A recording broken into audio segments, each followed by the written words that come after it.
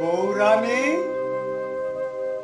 আমি আমি চলে যাচ্ছি, আমি চলে যাচ্ছি বৌরানী। আমি তোমার বাড়িতে আর কখনো ফিরে আসবো না, কখনো না। কাজ যদি না পাই তাহলে দাঁড়িয়ে দাঁড়িয়ে আমি ভিক্ষে করে খাবো। তবু তোমাদের বাড়িতে আমি আর আসবো না, আমি আর আসবো না। আর যাবার সময় আমি তোমাকে একটা কথা বলে যাচ্ছি বৌরানী। আমার ছোট দাদা বাবুকে তরকারিতে একটু ঝাল কম দিও। আর সে কিন্তু তরকারিতে মিষ্টি খায় না।